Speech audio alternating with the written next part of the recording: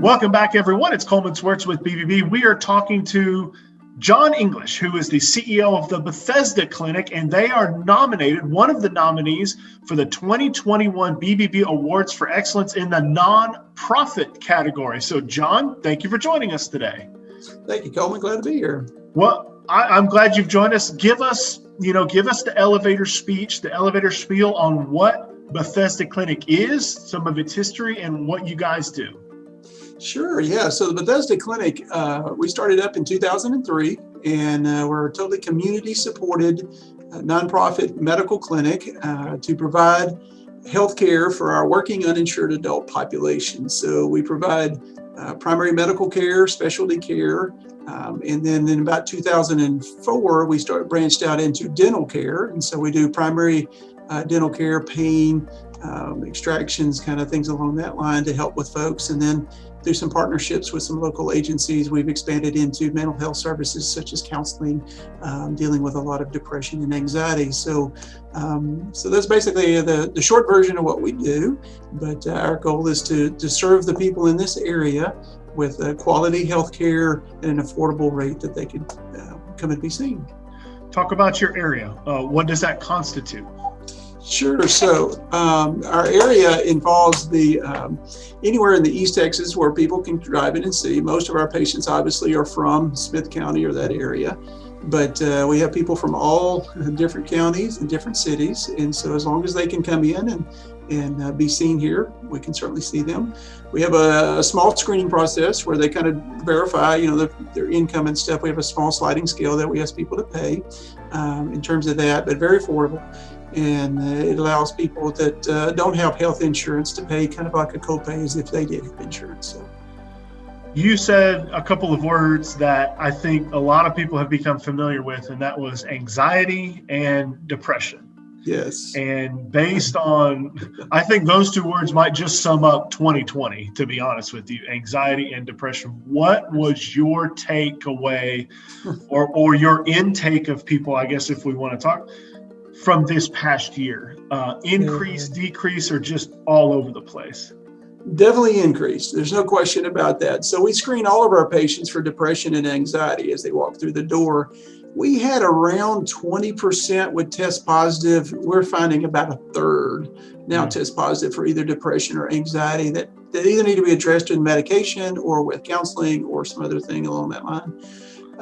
It is definitely going through the roof. And certainly with our patient population, we've seen they're already at a stress level, and COVID just takes it to levels that are just making it really tough for people to make ends meet. Hours have been cut, work's on not necessarily the same routines, bills coming in. So, and then of course the health issues don't go away.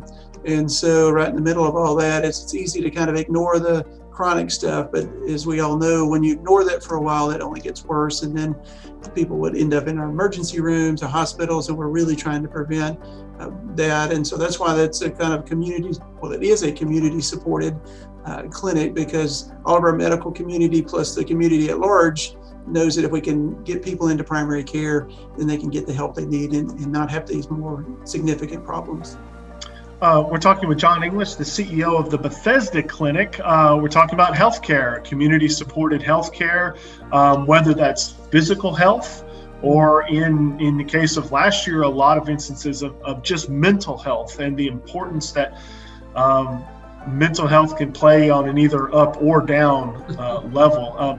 You talked about doctors. Let's talk about your operation just a little bit. Doctors are employed by Bethesda, or they brought in by Bethesda? When I go see someone, where did that person come from? Well, we have both. So we do have a staff of physicians because we're open every day. And thanks to our partnerships with some of our local churches, we have some Saturday clinics as well. Right. So we have a combination of a large volunteer network. Pretty much all of our specialists are all volunteer. But to keep that maintaining and being able to see people on a regular basis, we also have a staff of nurse practitioners, PAs, and medical physicians who see patients. And then we also have probably one of the biggest demand areas we have also is in the dental area. So we have about 3 dentists on staff or volunteers working at a time. Usually on the medical side, we have anywhere between 3 and 4 medical doctors or providers working at one time, plus all of our specialists who volunteer their times to come in and see our patients, either in their office, but many of them will see them down here at the clinic. And so we make sure we have staff to support them through that too. You got me thinking I'm probably due for a little chip of beer on the old teeth. How did you guys adapt in terms of staffing? Like, during COVID 2020 and even currently now, if I need to see a doctor, there's only so much we can do over Zoom sometimes or over a FaceTime. How did you combat that when people really needed to be seen on a person-to-person basis for both your doctors and the folks you were tending to? Yeah, so obviously we had to add in some telehealth options. And so we weren't doing that a lot before COVID, but we do offer that in phone visits now. But you're right, people have to be seen eventually. So like any other clinic in town, we've had to do front door screening, and then we just had to see them. And for better or for worse, a lot of our staff has either had COVID, but now pretty much have been vaccinated for that. So we feel a little bit more comfortable being able to bring people in, but we don't want to expose other patients to COVID. So if they do have that, we like for them to let us know, or they get screened at the door, and we can bring them to a special triage room where we can get them seen right away in terms of that. Obviously, a lot of our patients have had COVID. They're dealing with COVID. We see mostly folks that are post-COVID or have maybe been in the hospital coming out in terms of that. But it's been a lot of change. Initially, we lost a lot of our volunteers. As you may guess, if you're getting volunteer physicians, many of them are retired, and so they're in their 70s or 80s. But pretty much all of them have come back. We're slowly getting volunteers toward the front desk and screeners and stuff back as well. And so we've pretty much back to full operations, able to see folks and do the kind of things we've been doing really nonstop for the last year.